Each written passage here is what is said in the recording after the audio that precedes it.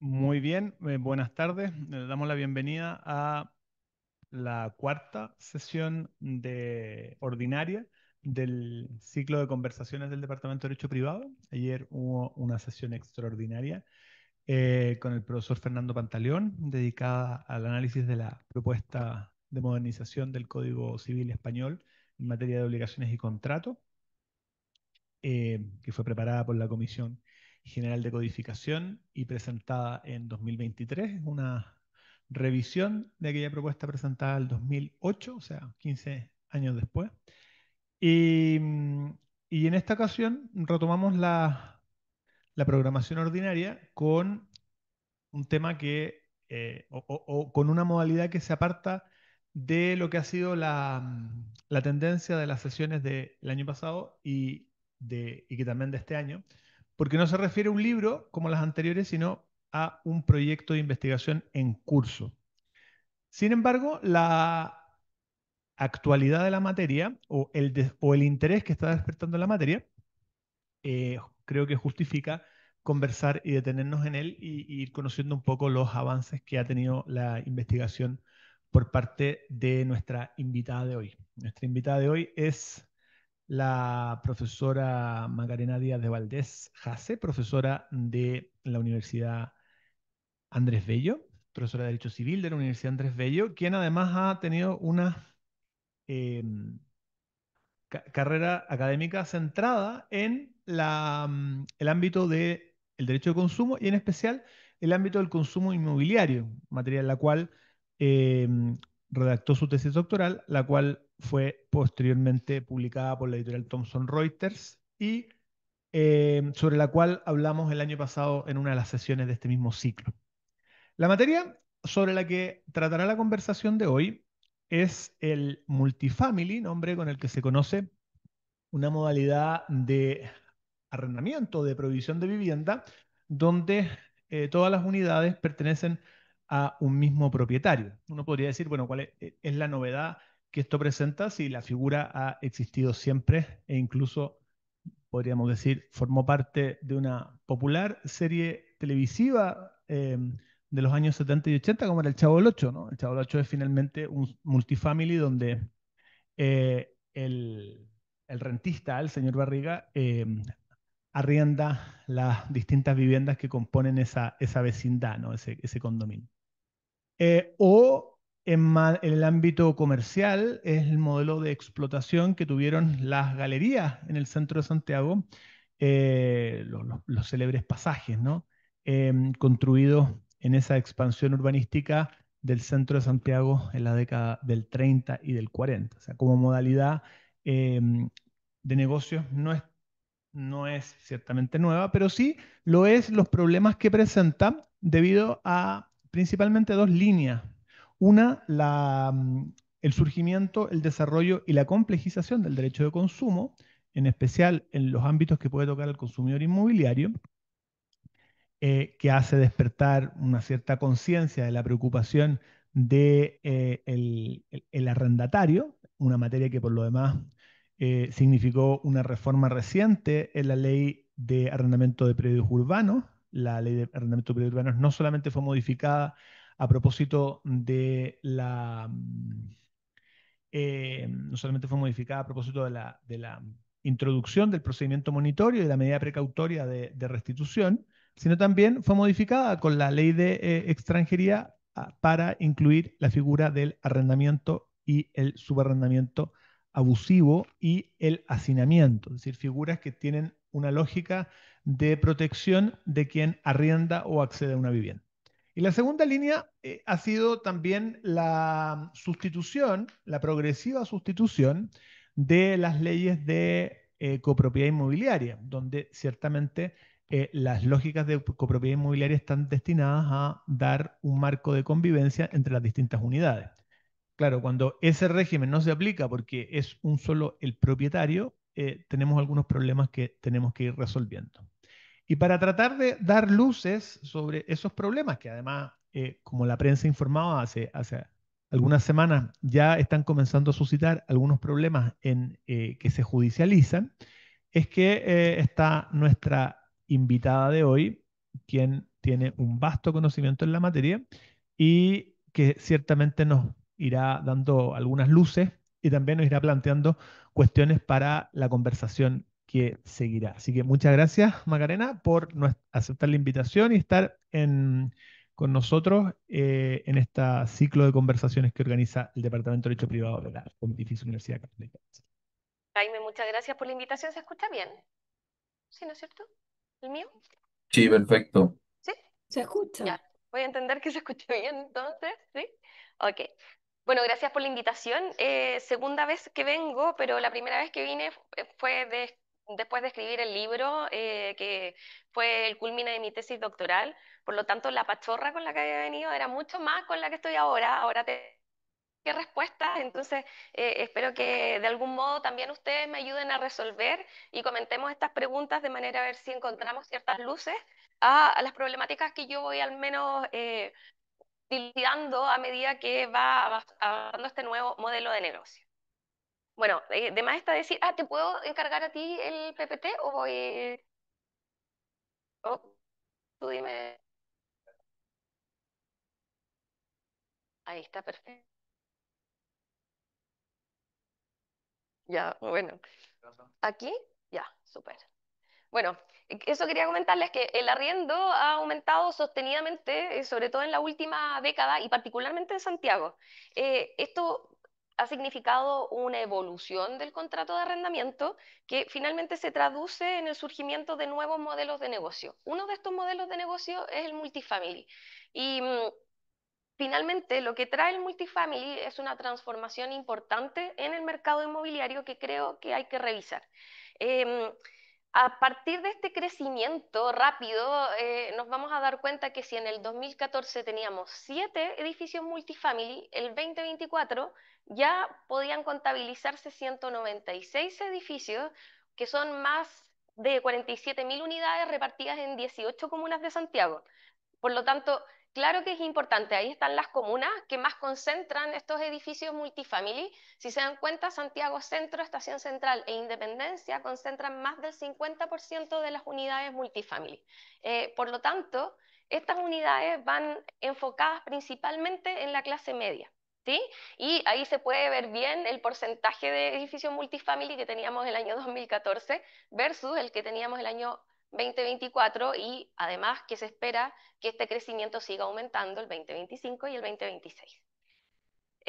Específicamente, como bien adelantaba el profesor Jaime, se trata de edificios que no componen un condominio, sino que es una única propiedad que se arrienda la totalidad de sus unidades y están exclusivamente para renta residencial.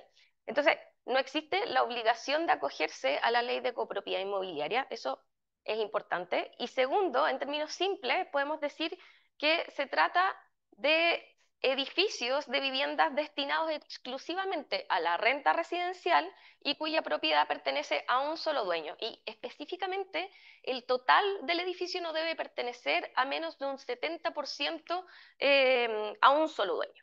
¿Por qué surge este modelo de negocio? Bueno, ya todos sabemos que los altos precios de las viviendas y el alza sostenido de las tasas de interés. Ahora es muy complejo poder acceder a la vivienda propia, por lo tanto el arriendo toma fuerza.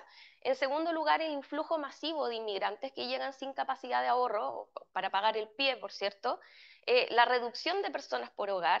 Y también la importancia que se le ha dado a la conectividad, a la ubicación más que a la casa propia, el poder tener una conexión con servicios y, bueno, lo que digo, conectividad. De algún modo, esto hizo crecer de manera sostenida este modelo de negocio. Entonces, frente a esto, vemos que hay un crecimiento sostenido de los edificios multifamily, pero no cuentan con una regulación específica en nuestro ordenamiento jurídico. Entonces, la pregunta es, pucha, ¿qué normas aplicamos frente a cada caso concreto? Parece ser que no está tan claro porque tenemos una ley de arrendamiento, tenemos una ley de protección a los derechos del consumidor, pero nuevamente hay un menjunje que nos va a costar dilucidar en qué caso se podría aplicar. De hecho, es una pregunta abierta que pueden estar de acuerdo o no, y yo estoy tratando de resolverla.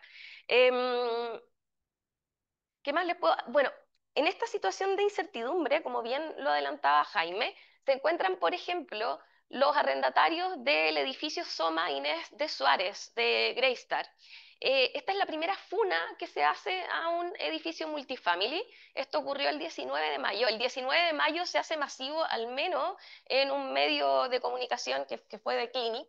Y los principales problemas dicen relación con los espacios comunes, no con las unidades. Y eso es importante tenerlo presente.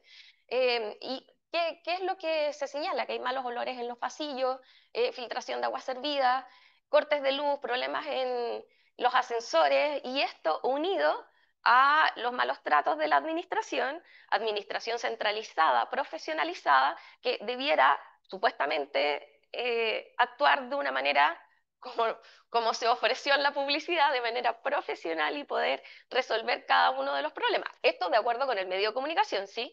Entonces, ahora está esta funa y vamos a ver si se judicializa o no se judicializa, y también tenemos que ver bajo el amparo de qué normativa se judicializa. Por lo tanto, reitero, es importante determinar si es posible calificar a estos sujetos como consumidores, porque de ser así sería una nueva categoría de consumidores que nace a partir del año 2014 aproximadamente. Para poder saber qué normativa se aplica, ¿voy bien o voy muy rápido? ¿Sí? ¿Bien? ¿Por aquí? Ya.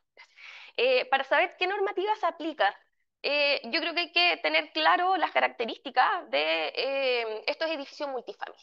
En primer lugar, ya dijimos, la propiedad está radicada en una sola persona, y y esto es importante porque ya dejó de ser un contrato entre don Pedro y la señora Juanita. La señora Juanita, nuestro ícono de hombre medio en el derecho de consumo.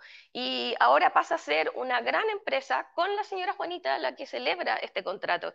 Y de hecho, está en la magnitud de los dueños de edificios multifamily que no hablamos de cualquier empresa, hablamos de inversionistas institucionales, particularmente fondos de inversión, fondos de pensiones, compañías de seguro, también desarrolladoras de proyectos de vivienda que tienen por finalidad, obviamente, arrendar todas las unidades o vender el edificio completo. Y desde el año 2017 también pueden ser dueños de estos edificios las municipalidades y también otros actores sociales. Por ejemplo, lo que ocurrió con la municipalidad de Recoleta. Ahora, yo, esto como spoiler, no creo que sea un obstáculo para pensar en el dueño de un edificio multifamily como proveedor, toda vez que si esto lo comparamos o lo llevamos al ámbito inmobiliario o de consumo inmobiliario, si bien la norma no es aplicable, la misma ley de protección a los derechos del consumidor califica al Serviu como proveedor. Por lo tanto, si analizamos en este caso, y digo, es un spoiler, yo sé que me estoy adelantando, no tendría que ser un obstáculo que un organismo de esta calidad pudiera ser un proveedor o no. Ya de alguna manera yo empiezo a adelantar mi postura, la cual no está completamente zanjada, por cierto. En segundo lugar, se ofrecen servicios adicionales. ¿En qué sentido? Son servicios complementarios que están vinculados a los atributos inmobiliarios o a los amenities. Estos obviamente vinculados a los espacios comunes. Nuevamente, los servicios adicionales que se ofrecen a través de la publicidad cobran importancia. ¿Por qué? Porque están ubicados en los espacios comunes. Y estos dicen relación con piscina, a veces piscinas temperadas, espacios que suelen compararse a los espacios de un hotel. Entonces, la comodidad, el confort, incluso la conexión, todo en dichos espacios es de una calidad mayor a la de cualquier edificio que estaría arrendando un inversionista hormiga. Eso también es importante porque es un atractivo para la persona al momento de elegir en qué vivienda va a vivir o no, por más que el precio pueda ser un poco más caro. En tercer lugar, utiliza un modelo de gestión centralizado y estandarizado. Se dice que es una administración centralizada, profesionalizada, y esto al final del día lo que hace es estabilizar los gastos comunes. Y por último, si atendemos al contrato, cambia también un poco el paradigma, porque este es un contrato que está redactado única y exclusivamente por el dueño del multifamily y celebrado en masa por los arrendatarios. Por lo tanto, podemos calificar al contrato como un contrato de adhesión. Y aquí nuevamente nos acercamos un poco al ámbito del derecho del consumo. Entonces, también tenemos que hacernos las preguntas si existe la posibilidad de detectar cláusulas abusivas en este tipo de contratos. Em, Vámonos ahora, bueno, me atrasé con las características, ahí están para el que las quiera ver, un resumen. Y la pregunta entonces es si puede aplicarse, o qué ley se aplica a los edificios multifamily y particularmente si es posible aplicar la ley de protección a los derechos del consumidor. Sabemos que contamos con la ley 18.101, que es la ley de arrendamiento, y ahora no podemos decir que es una ley especial para el arrendamiento de vivienda, pero sí por las exclusiones que tiene el artículo 2, es una ley que se aplica principalmente al arrendamiento de vivienda. Evidentemente, la ley 18.101 se aplica a los edificios multifamily. ¿Por qué? Porque estamos hablando de arrendamientos de predio urbano. Eso es lógico. Ahora, si pensamos en la, y esto lo adelantaba el profesor Jaime, si pensamos en la lógica de esta ley, si bien nace como una ley que busca proteger al arrendatario, de a poco las inclusiones que se han hecho en esa ley han sido para proteger al arrendador. De hecho, la ley Devuélveme mi casa fue justamente para equilibrar la relación entre el arrendador y el arrendatario en ese punto y llevando la balanza en favor del arrendador. Por lo tanto, la lógica no está pensada en el arrendador dueño de un edificio multifamily, está pensada en una persona de clase media que adquiere una segunda vivienda para complementar su sueldo o para complementar su pensión. Entonces, de alguna forma, son normas que están pensadas en otra lógica, ¿sí? O en otro paradigma. Por otra parte, el título tercero de esta ley se refiere a la competencia y al procedimiento.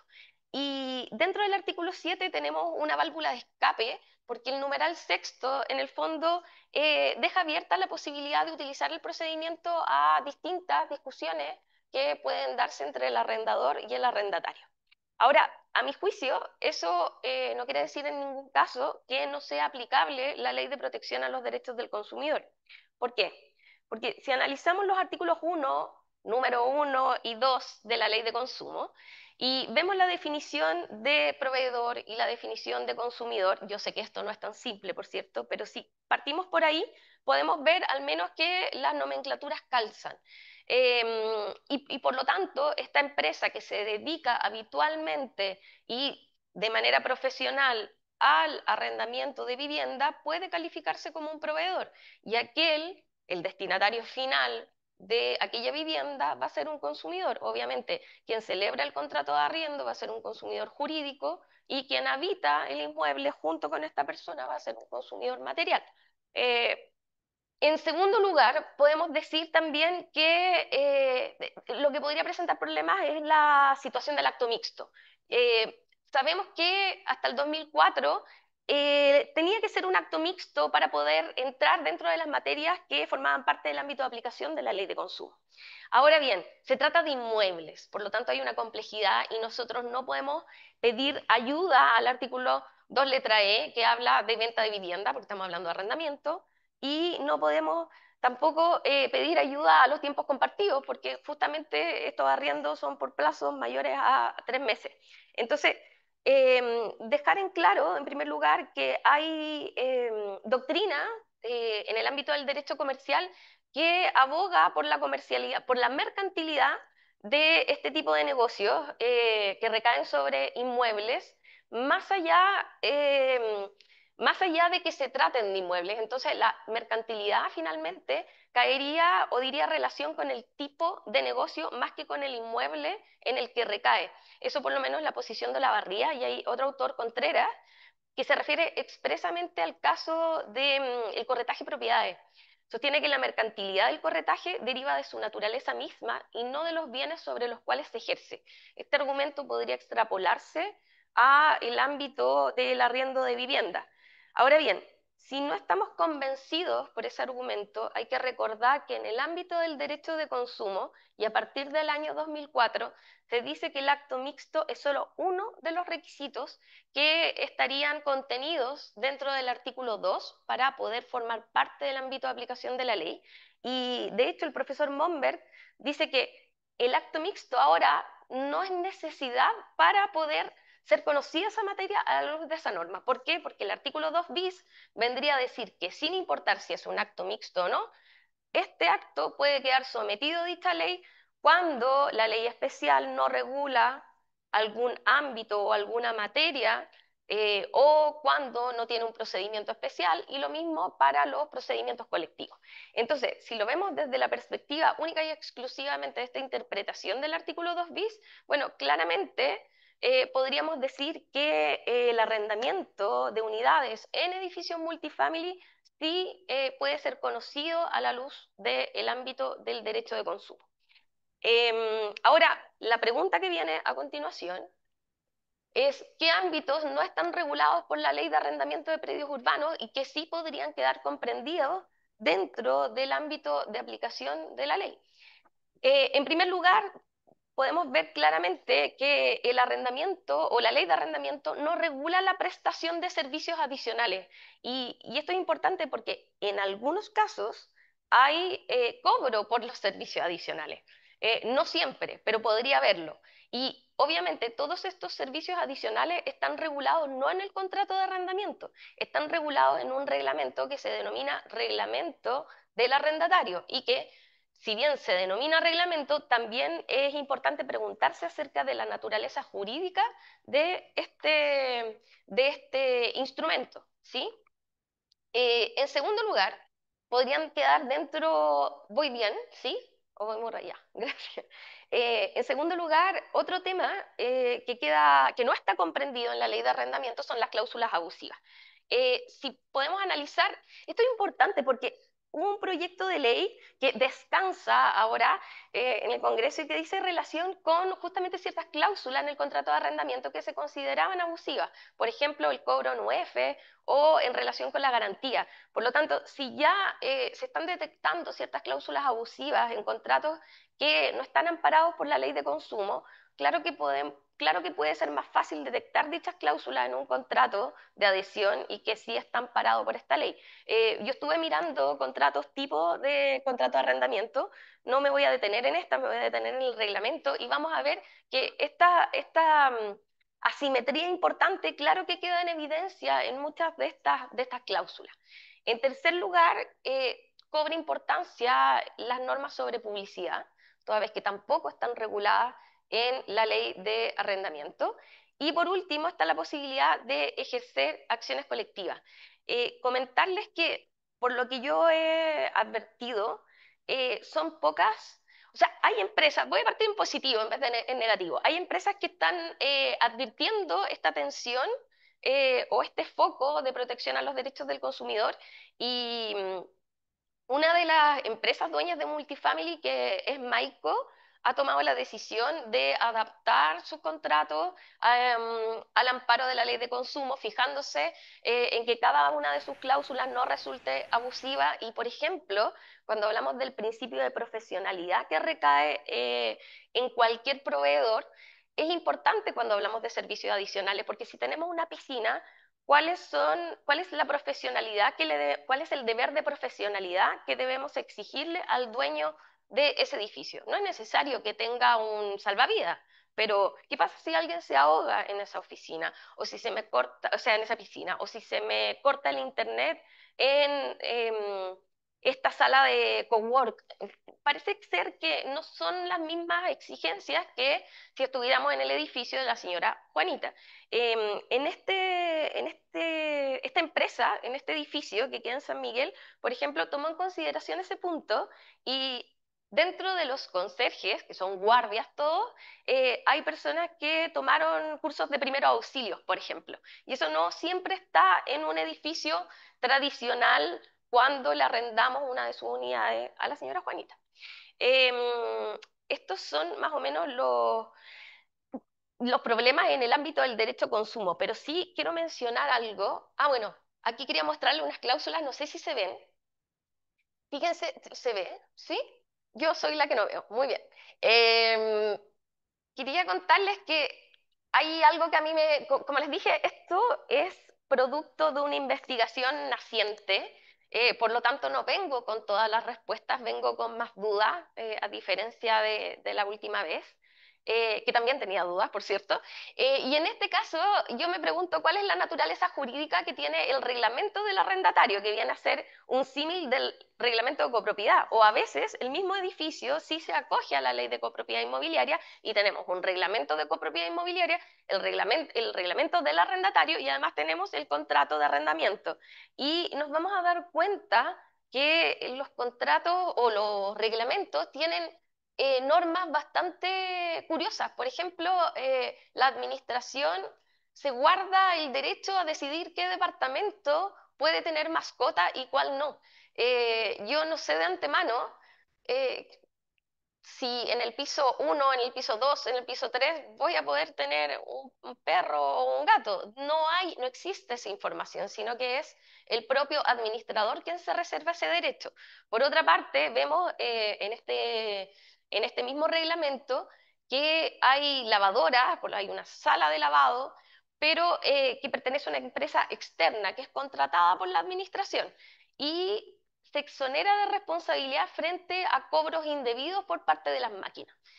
También no deja de ser particular, al menos al amparo de la ley de consumo. Eh, Eso respecto de la sala de lavandería. Lo mismo pasa con el uso de las máquinas. Aquí no hay un pago extra, pero por el mal estado de las máquinas del gimnasio, por ejemplo, o de los salones multiuso. Entonces, claro, si se dan cuenta, esas normas van más allá de la convivencia de los propios vecinos. Son normas que de alguna forma podrían estar inmiscuyéndose en la relación de consumo. Entonces, una pregunta importante es saber si este reglamento que es confeccionado por el dueño, no por una asamblea, no por un comité, si realmente es un reglamento o, por el contrario, un contrato que puede estar amparado por la ley de consumo. Em, por otra parte, y esto se escapa un poco, como decía, del ámbito de consumo, no existen políticas de control de precios como en otros países. Em, Obviamente aquí quizás el ruido que se hace es cómo no voy a poner o fijar topes de arrendamiento como se hace en otros lugares. Si nosotros colocáramos topes de arrendamiento ahora en las inmobiliarias,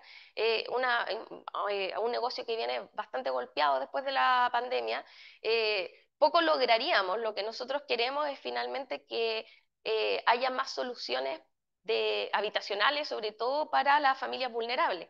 En este sentido, desde el año 2017 hay que tener presente que si bien es una nueva política que no ha tenido el impacto que querríamos, es una política novedosa toda vez que pueden postular municipalidades, pueden postular actores civiles a presentar proyectos y estos proyectos contienen viviendas a las que pueden postular aquellos que se adjudicaron los subsidios habitacionales en materia de arrendamiento. Y tampoco, por otra parte, tenemos políticas para regular el crecimiento e impacto de los edificios multifamily. En materia de arquitectura, los investigadores dicen que los guetos verticales son los antecesores de los edificios multifamily.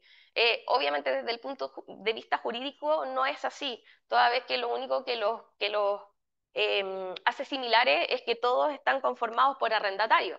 No obstante, sería importante ver qué impacto van a tener estos edificios en las distintas comunas para poder evitar situaciones como las que pasaron, por ejemplo, en Estación Central.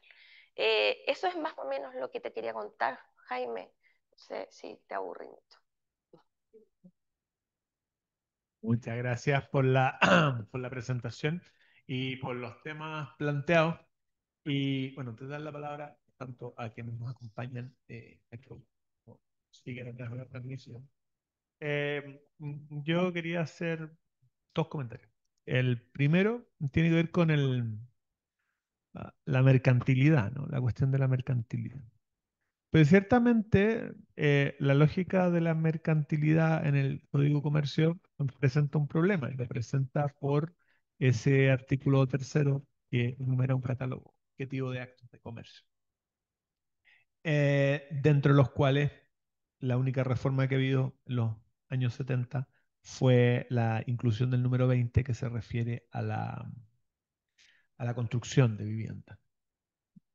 Pero luego cuando se estudia lo que se llama la mercantilidad por forma, que parece ser la forma de organización preferente hoy en día por la sociedad por acciones, eh, se te produce el problema, ¿no? Y ahí tú significa que esa mercantilidad por forma la vas a aplicar con un campo de acción amplio o no. Sobre todo luego por el giro, ¿no? Una cosa es si la mercantilidad por forma termina desplazando la calificación que uno puede hacer del giro, que parece ser la lógica finalmente de la Mm, mercantilidad por forma tanto desde 1981 con la 18.046 como luego en el Código de Comercio, ¿no? Entonces, siendo así, uno podría decir todos los actos relacionados con el giro de dicha empresa van a tener revestir el carácter de mercantiles, no por la calificación que ellos puedan revestir en cuanto a su particular naturaleza, sino por esta extensión de la mercantilidad por forma que viene dada por la manera de que se ha organizado la entidad. Entonces, dicho eso, parece ser que estaríamos frente a un acto que es mercantil para quien lo realice, comercial para quien lo realiza y por lo tanto civil y cabría en la calificación general del acto mixto que contempla el artículo 2 de la Ley de los Derechos de los Consumidores. Pues claro, efectivamente los otros supuestos, tanto del artículo 2 como del artículo 2 bis, parece ser que no calzan exactamente, ¿no? Y son supuestos más bien pensados en construcción de viviendas o como dices tú, arrendamientos temporales por menos de 3 meses. Entonces yo creo que ahí hay un tema a investigar, sobre todo porque detrás hay ciertamente, como tú lo decías, un modelo de negocio, por lo tanto una opción mercantil. Y parece ser entonces que el punto podría ir por ahí a tener en cuenta para la calificación mercantil. Y la otra pregunta tiene que ser claro, porque si lo consideráramos no mercantil, ¿no? O sea, no un acto de consumo, sino un acto regido por la ley civil.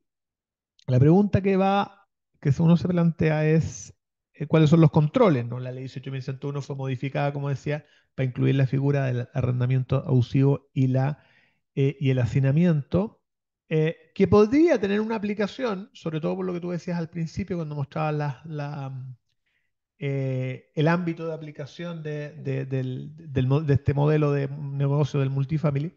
Eh, pero claro, abusividad en ese contexto de la reforma que se introdujo a la 18.101 eh, tiene que ver con las condiciones de habitabilidad, finalmente. Es un tema no relacionado necesariamente ni con toda esta serie de prestaciones adicionales o accesorias, eh, ni con otras condiciones como las que ponías tú con el contrato, sino más bien con las condiciones físicas de si cumple con las ventanas, los metros cuadrados, y otras condiciones, ¿no? Y ahí, entonces la pregunta es, eh, ¿qué se podría hacer, ¿no? En el caso, yo creo que a partir de la lógica que decía en el primer comentario, uno podría llegar a expandir la lógica del consumo. Pero si no, claro, ¿hasta dónde llega, por ejemplo, el poder de imposición en este tipo de reglamentos, ¿no? De limitación del reglamento y todo?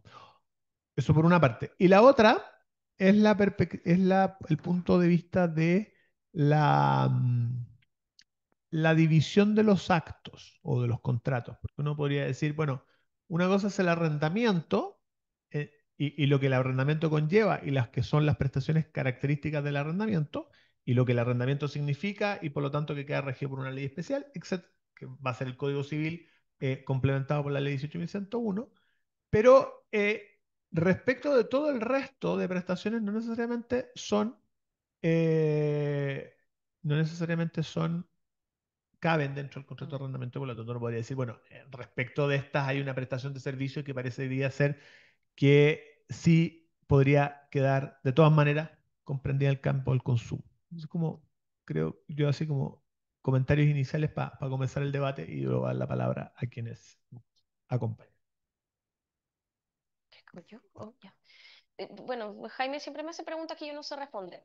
Eh, eh, La primera ni siquiera la tomo como una pregunta, creo que efectivamente el tema de la extensión de la mercantilidad de forma y todo lo que dice relación con el acto mixto lo tengo que estudiar porque no me satisface la sola respuesta de, bueno, a partir del año 2004 no hay que tomar en consideración si es un acto mixto o no. Y el hecho de que no me hayas que no me hayas tirado por la cabeza los argumentos de Olavarría o Contreras me da esperanza para seguir en mi investigación. Eso en primer lugar. En segundo lugar, quería agarrarme de lo último que dijiste en relación con estos espacios fragmentados de protección de este nuevo consumidor, porque tú dices, sí, hay espacios en donde entonces parece haber claridad de que se aplica la ley de consumo y otro, entonces se aplica la ley de arrendamiento.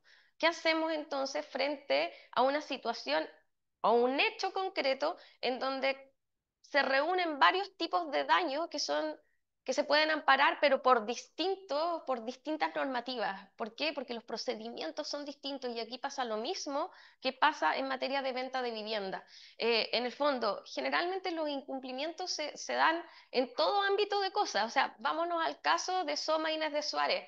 Acá los reclamos son tanto dentro de las unidades como de los espacios comunes. Entonces, ¿qué van a hacer estos sujetos? Van a van a iniciar un procedimiento al amparo de la ley de arrendamiento frente a un juez civil y en paralelo van a iniciar un procedimiento en un juzgado de policía local.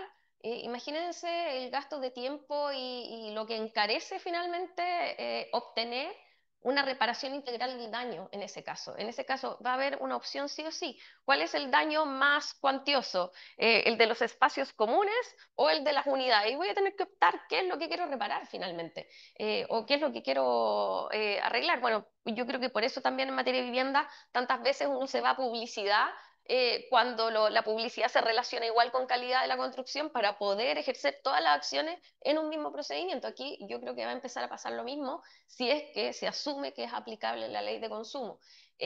Con respecto a los controles que podrían haber, honestamente no se me ocurre, no se me ocurre otro, porque claro, yo advierto que existe este proyecto de ley, pero no sé desde hace cuánto está, que lo que busca es que los cobros no se hagan en UF y que la garantía no sea más del cobro correspondiente a un mes de arriendo.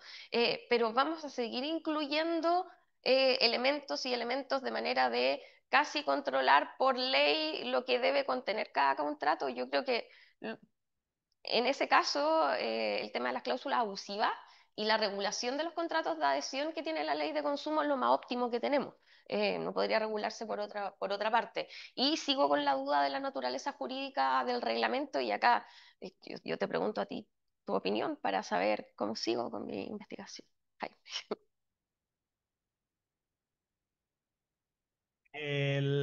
Yo pensaría que, porque generalmente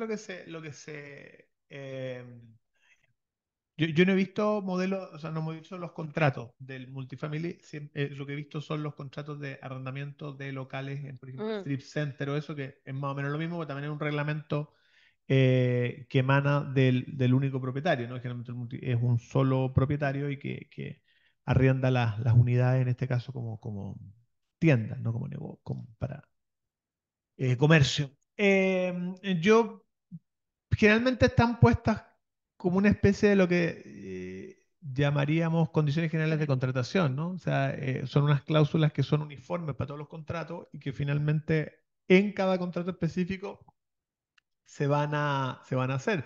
Lo que pasa es que, claro, esas condiciones generales en ciertos ámbitos de consumo, seguros, por ejemplo, si vienen, tienen un cierto control previo y aquí no. Entonces son finalmente, uno podría decir, bueno, es una especie de repetición de condiciones que perfectamente podrían formar parte del ámbito del...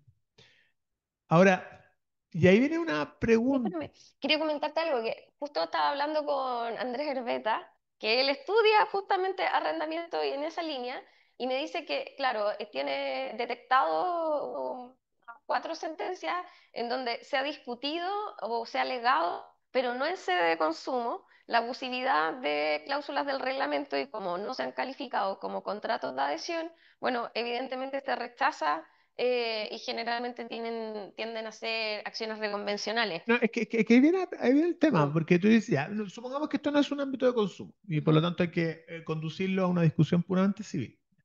Asumido eso, eh, los contratos tienen una determinada naturaleza que está dada por los derechos y obligaciones que surgen para las partes y por lo tanto, ¿qué es lo que puedes hacer tú en tu posición de cada uno de los contratantes, ¿no? ¿Qué puedes hacer?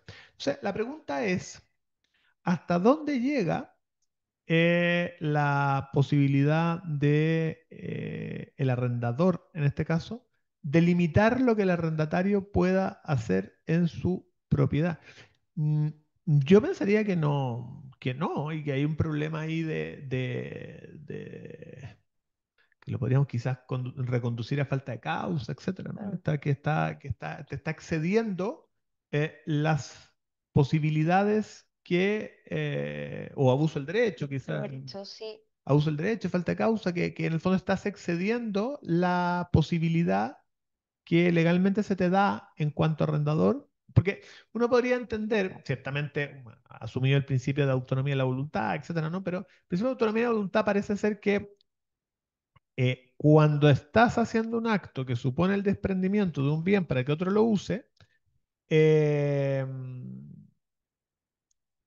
yo tendería a pensar que la limitación de lo que puedes hacer dentro de un uso que es legítimo ya excede un poco el ámbito de las posibilidades de autorregulación contractual.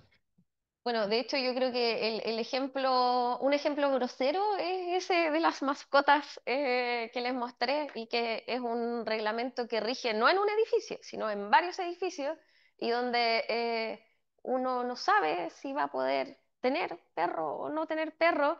Quizá en el mundo de las oficinas eso no se discute, pero obviamente en el ámbito habitacional yo necesito saber qué estoy arrendando y para qué puedo usarlo. Finalmente en este caso, yo voy contigo No, en pero el caso espera, que en tenía. el caso de las oficinas pasa otro problema.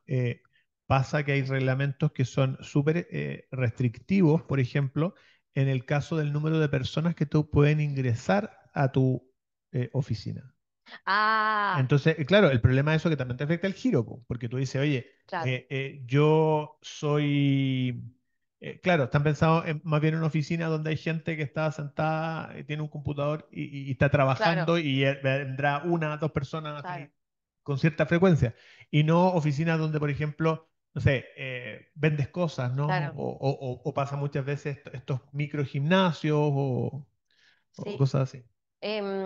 Claro, y yo creo que justamente en el mundo multifamily eso no, porque de antemano tú sabes qué departamento, cuántas personas pueden vivir por departamento y una cláusula típica, por ejemplo, es que si tú tienes un máximo de 3 personas para vivir en el departamento que tú arrendaste y viven dos, tú puedes invitar solo una visita, pero no puedes superar el número de habitantes.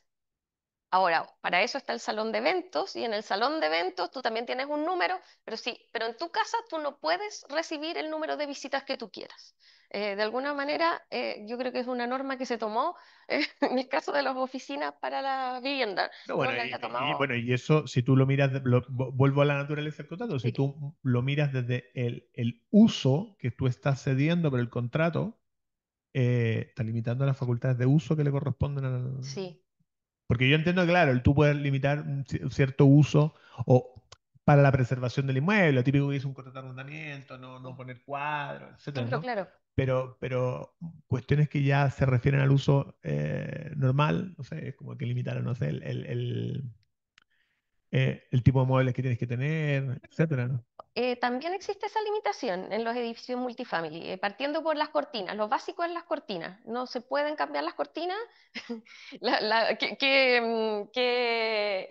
Terrenal lo que te estoy contando, pero todos los edificios multifamily, la gran mayoría, tienen una limitación de lo que da hacia afuera, pero fíjate que uno puede decir, ya, pero es típico. Sí, pero son generalmente las cortinas que dan o que están en el balcón y no son cortinas, sino que estos, ay, ¿cómo se llaman? Persianas, gracias. Pero no las cortinas respecto de cada departamento. Acá las limitaciones parten con las cortinas.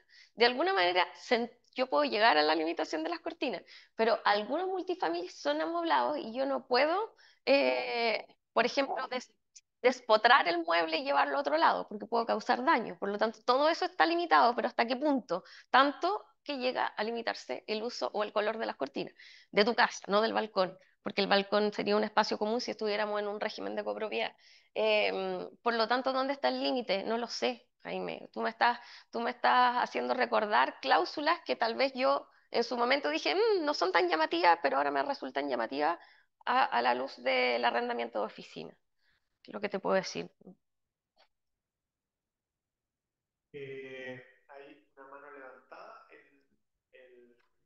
ahí. Le damos la palabra a Sara. Le damos la palabra a Sara Moreno, que está preguntando, y luego si Sí, alguien más quiere perdón. preguntar, tanto remoto como de los aquí presentes. Sara, por favor. Hola a todos. Está, Enciende tu micrófono. Está encendido, está encendido. ¿No me Espérate. escuchan? A lo mejor, sobre- espérate un poco. Entonces vamos a dejar de compartir aquí, porque a lo mejor el problema está aquí, efectivamente. Ahí ¿Me sí, escuchan? a ver. sí. ¿Me Sí, ahí escuchan? sí. Ahí sí, sí.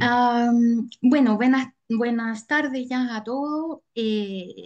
Gracias por la presentación, Macarena, muy interesante. Hemos conversado un poquito estos temas, las dos. Y yo más que preguntas, yo quería plantear algunas preocupaciones respecto de este modelo de negocio. Yo entiendo que ya lleva ciertos años de desarrollo que últimamente han surgido, como tú bien contaste, reclamos, funas, etcétera, pero que aún no se han judicializado. Pero a mí me preocupa primero este tema de la limitación justamente del derecho de uso. Me parece que no es sostenible jurídicamente y que solamente, digamos, es posible en este momento por falta de regulación de este modelo de negocio. Y en particular, por ejemplo, yo sé que se da en otros edificios, pero el tema de las mascotas.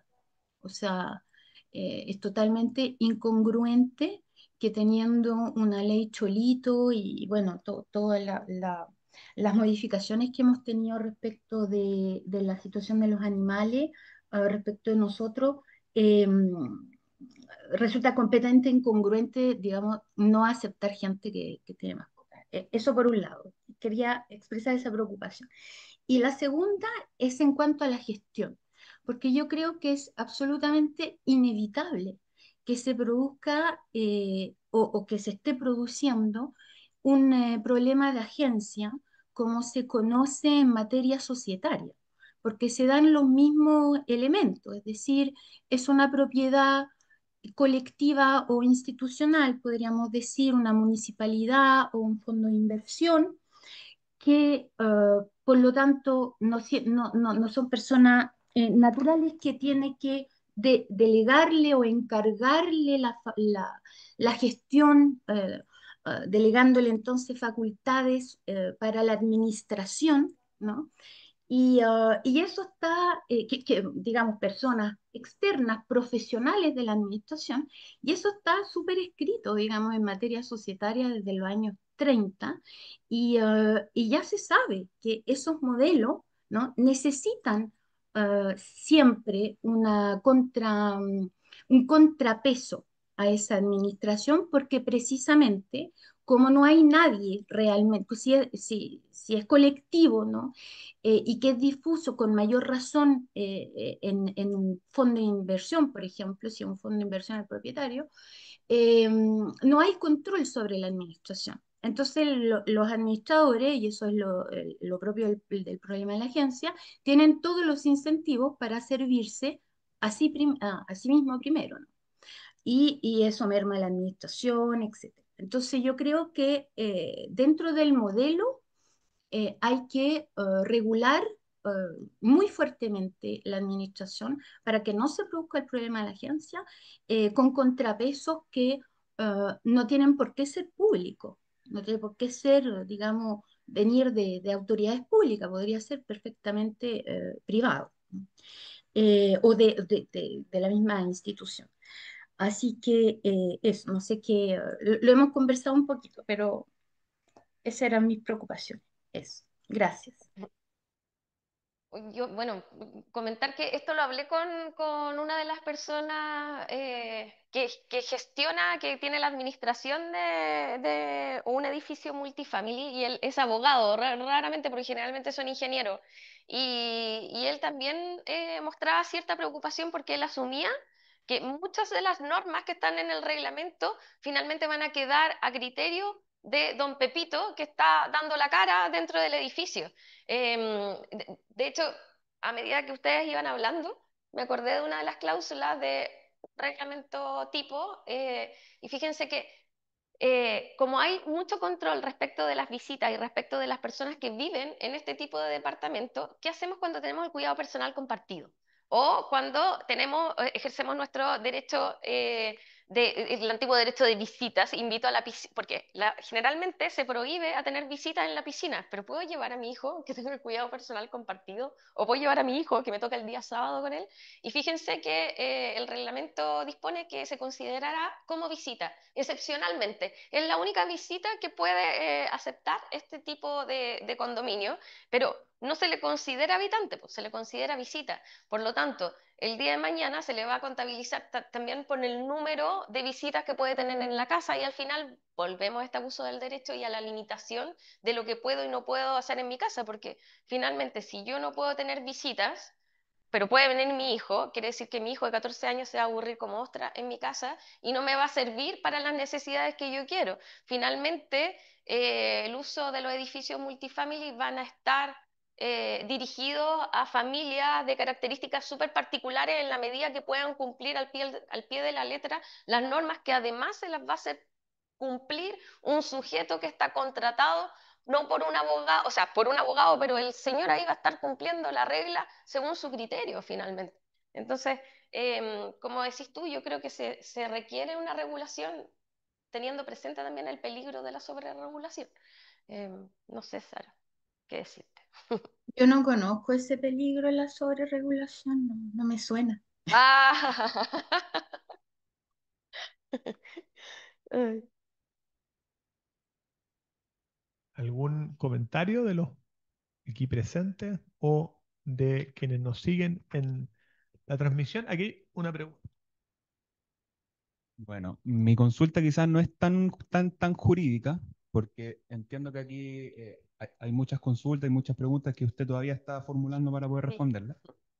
Pero a mí me llama la atención a nivel de crecimiento o de desarrollo del mercado de este tipo de arrendamiento y de edificios. ¿Por qué? Yo estaba leyendo un poco sobre lo que pasa en Perú. Y en Perú, una de las ventajas que se tomaba respecto de Chile era demográfica, en el sentido de que había más gente dentro de los próximos años que iba a estar justo en la edad que iba a necesitar salir de la casa y arrendar y todo eso. Y aquí en Chile no, por el tema del envejecimiento y la baja natalidad y todo eso. Entonces, eso me hace pensar en los senior suites, por ejemplo, que son estas especies de multifamily para los de tercera edad y que son así completísimos, Sí. son hoteles, pero igual conllevan un gasto, por lo que estaba viendo, habían unos de 1.700.000, pero eran súper completos con kinesiología para los adultos y todo. Entonces, em, ¿qué, hacia dónde va aquí el mercado? Porque a mí me gusta como esa área.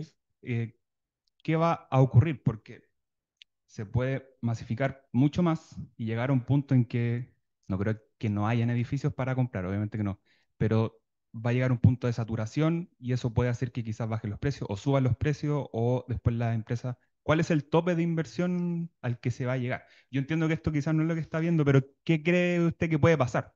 En base, por ejemplo, a otros países donde sí hay más desarrollo de esto, en Estados Unidos, en Inglaterra. ¿Hacia dónde va todo? Yo creo que, hablemos desde también la ignorancia, Pero en otros países como Inglaterra y Estados Unidos, no solo están estas casas para adultos mayores, sino también está para estudiantes. Y eso es algo que está tomando fuerza, y lo decía Simian en uno de sus informes y de sus trabajos también.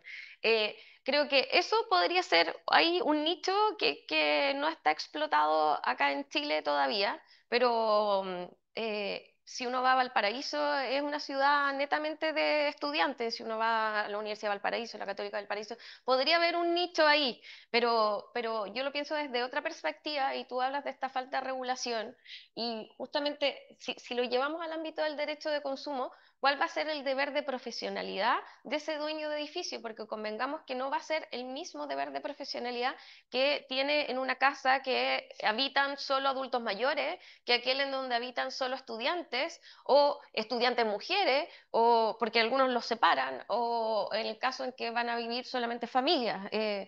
¿Dónde están ubicados? Además, yo vuelvo al tema del control de precios también, no de manera directa, sino a través en otros países se establecen zonas de tensión, y esas zonas de tensión finalmente es donde se requiere construir viviendas sociales. Entonces, ¿qué se hace? Un incentivo a la oferta, en donde llega alguien que quiere construir un edificio multifamily, lo construye, y además el Estado en ese caso le da ciertas concesiones. Por ejemplo, modifica el plan regulador para efectos de que construya un piso más, dos pisos más, y haya más viviendas sociales. Ahora, ¿qué pasa en nuestro caso? Los planes reguladores no se pueden usar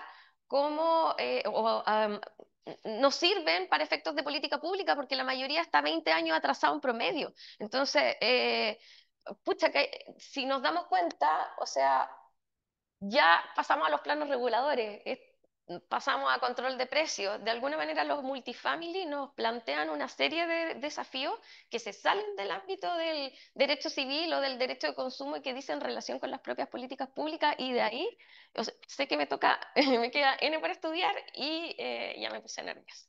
No sé qué más decir.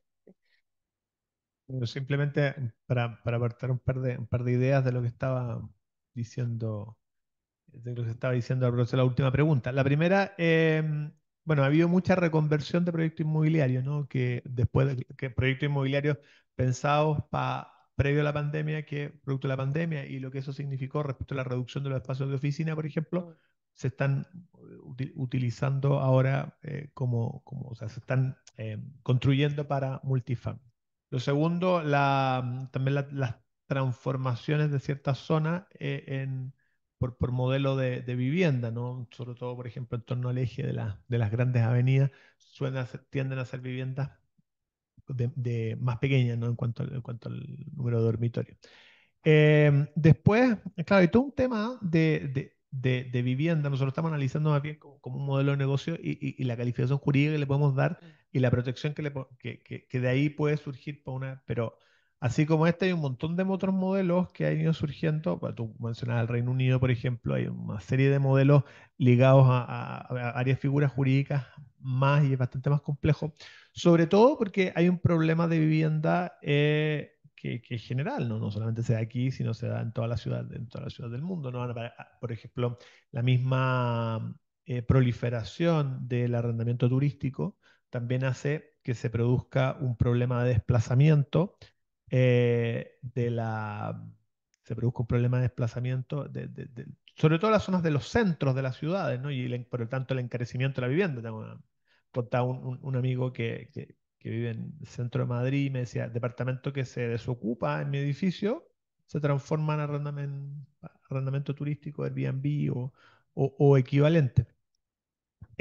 Y eso, bueno, también es un proceso de gentrificación general que se da en ciudades, o sea, tampoco en ciudades y en otros lugares, ¿no? O sea, tenemos el ejemplo sobre ciudades costeras también en Chile, donde ha pasado el fenómeno.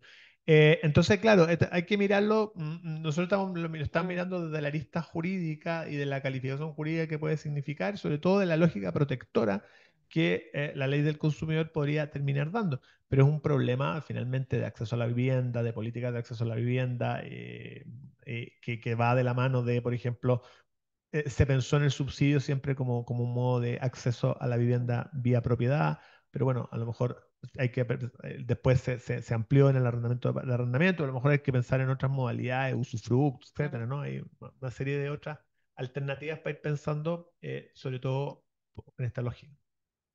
¿No? Complementar eso que dijiste del Airbnb, que claro, hay edificios multifamily que están para arrendar a familias, pero también para ser usados como Airbnb y también desde la perspectiva de consumo, cuando hay esta dualidad, también se va a plantear un problema, porque justamente el Airbnb, no sé, profesor Álvaro Vidal justamente ha escrito sobre estos temas, en ese caso también se aplicaría la responsabilidad objetiva del intermediario. Entonces, sí, Dios mío, entonces se mezclan elementos que vienen a superponerse en cuanto a la responsabilidad que le podemos atribuir al arrendador, simplemente para agregarle pelo a la sopa nomás.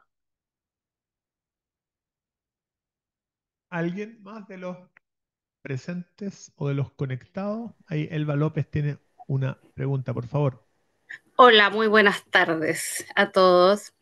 Yo también quiero ponerlo un poco más de pelo a la sopa, ¿ah? Pero en cuanto a la responsabilidad del negocio multifamily, hoy día esto también cae en una capa superior que son quienes administran el negocio multifamily. Estos administradores le dan la calidad o la protección a los arrendatarios como si fuese un consumo masivo y también lo están haciendo estos mismos administradores que tienen a su cargo unidades que son de propietario único, que son diferentes, pero que frente a cualquier reclamo que tengan contra la administración, le dan la protección como de consumo masivo. O sea, yo estoy internada como en este negocio de multifamily y para mí ha cambiado muchísimo cómo se veía el arriendo antes, que era de uno a uno.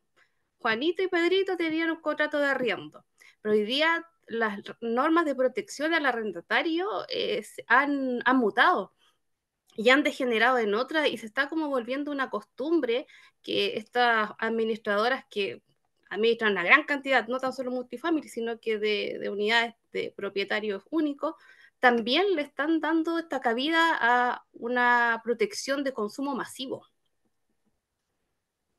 No sé si me explico.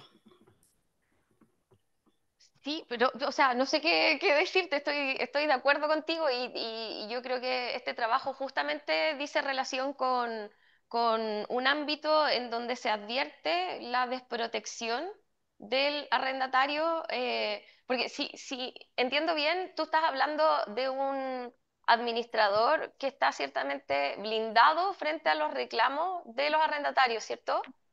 Claro, no tan solo en el segmento multifamily, sino que también aquellos que administran varias unidades de propietarios que Sí. se los encargan y también caen bajo esta misma protección. Sí, qué increíble lo que dices, porque efectivamente, si asumimos que es aplicable la ley de consumo, al menos en el caso de los multifamily podríamos hacer responsable de las actuaciones del administrador al dueño del edificio, pero cuando estamos hablando de un edificio tradicional, Claro. claro, ¿qué desamparo tiene la asamblea frente a estos administradores? Que básicamente secuestran edificios y no sé, no tengo la respuesta ahí para darte. Yo creo que de alguna manera está saliendo este tema a la luz con la nueva ley de copropiedad inmobiliaria. Yo hace poco tuve ese problema y le pedí ayuda a Jaime, por ejemplo. Así que no me es ajeno, pero te encuentro toda la razón. Claro, yo creo que hoy día estamos viviendo frente a nuestros ojos cómo está mutando también las reglas y las normas del contrato de arriendo, sea que esté bajo la multifamily o el uno a uno, bajo un administrador. O sea, estamos viendo que se está mutando y que hay un vacío que no regula ni a los administradores de estas grandes cantidades de unidades, ni a los multifamily. Los administradores tienen una regulación particular. Un registro, pero no hay deberes específicos. Claro, pero vinculado a la ley de copropiedad inmobiliaria. Sí, Sí. sí, Está vinculado al Claro, hecho de la copropiedad inmobiliaria y sí. las responsabilidades que de ahí derivan y el hecho de la certificación y todo eso, ¿no? Claro, los multifamily yo no he visto que hay una certificación para quienes están a cargo de estos edificios. A pesar de el multifamily si no está sujeto a la ley de copropiedad inmobiliaria. Claro. Claro, Ahora, ojo, que muchos edificios multifamily sí se están acogiendo a la ley de copropiedad inmobiliaria. Ahora, ¿cómo van a jugar esos reglamentos? No tengo idea, pero de alguna manera blindan ese sentido. Em, es lo único que te puedo decir porque, de hecho, he tenido poco acceso, como te digo, dentro de los administradores y dueños de edificios multifamily, solo me han dado acceso a uno. Porque en general cuando uno les habla de estos temas, tienden un poco a cerrarte las puertas porque creen que uno quiere incluir más regulación y bueno, tal vez es necesaria, ¿no? Pero, pero bueno, estos temas se levantaron de alguna forma y lo mismo en la Cámara Chilena de la Construcción. Eh, no, tampoco me fue tan bien. claro, por lo mismo, de hecho, los administradores se están como sometiendo a esta norma de ir al CERNAC y llegar a un acuerdo para un poco cuidar la imagen y que no se entre como a verificar que efectivamente hay una falta de regulación a las normativas. Y fíjate que en el caso del corretaje de propiedades pasa algo similar y ahora con los edificios multifamily va a ser más crítico, porque el corretaje de propiedades por excelencia es un contrato de intermediación. Por lo tanto, si se modifica la ley en virtud del proyecto que está ahora dando vuelta y el intermediario se le hace responsable no solo por servicios, sino también por la adquisición de bienes, pucha, los corredores de propiedades que no están regulados podrían ser considerados como intermediarios. Y ahora, tratándose de arrendamiento, podríamos hablar de servicios también.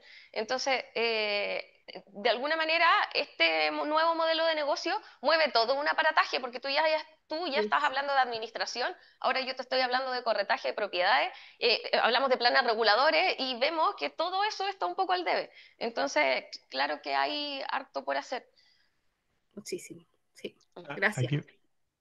Sí, era más que nada como una preocupación también cómo se hace como que convivan tantos derechos o tantas normas en este sentido. Está como un poco caótico, así a simple vista viendo los documentos, está muy difícil determinar cuál tiene supremacía por sobre otro. Por ejemplo, yo pensaba en el tema de los perritos, cuando una persona quedara ciega y tuviera que tener un perro lazarillo, por ejemplo, y tuviera aquí un certificado médico, algo que lo avale y que el perro en el fondo no es una mascota, el perro está cumpliendo una función, un trabajo.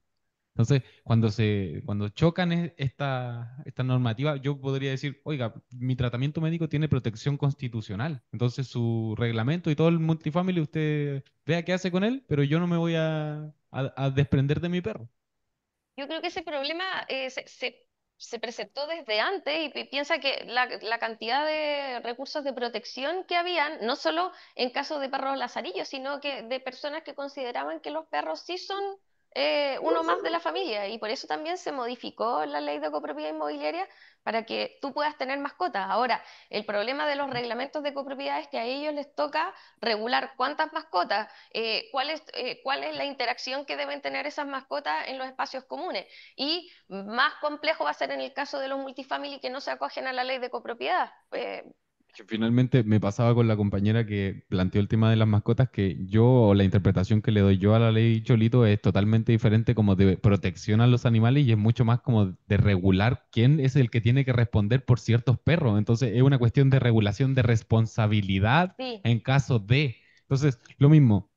Oye, perfecto, tú tienes un perro lazarillo, pero el perro por ese motivo suelta pelo y esto está demostrado que me causó un problema pulmonar. Entonces ahí vamos a empezar a tener gente que pelea y lleva esto a una cuestión de protección prácticamente, o sea, de enfrentamiento jurídico. Yo no creo que pase que sea tan rebuscado, pero sí me genera esa como un llamado de alerta porque va a haber gente, como ustedes están diciendo que el mercado se está regulando recién, que por ignorancia va a pensar que puede hacer cosas que en realidad no puede hacer. es que yo creo que volvemos al tema del abuso del derecho, pero ahora desde la perspectiva del arrendatario, porque si bien la ley de copropiedad inmobiliaria permite tener mascotas, bueno, quizás va a ser un abuso si yo tengo esas mascotas hechas pipí, diré,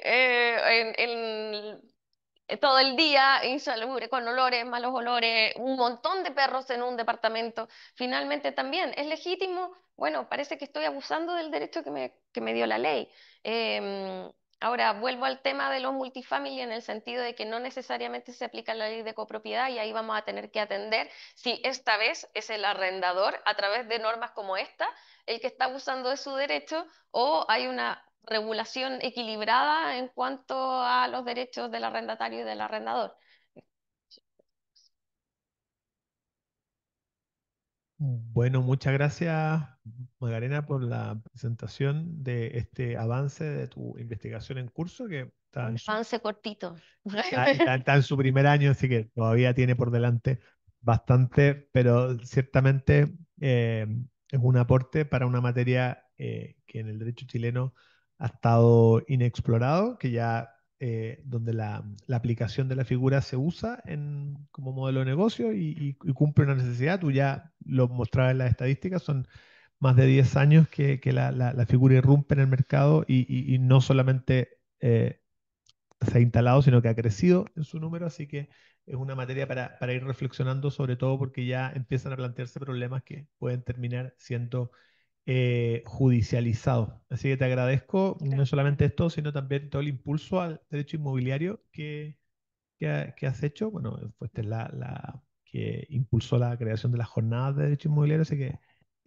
creo que hay toda una reflexión por ir tratando de mezclar estos temas donde el derecho civil, el derecho urbanístico, el derecho administrativo, no por sí solos no dan respuesta y es necesario la unión de todas esas materias. Así que muchas gracias. Gracias a ti.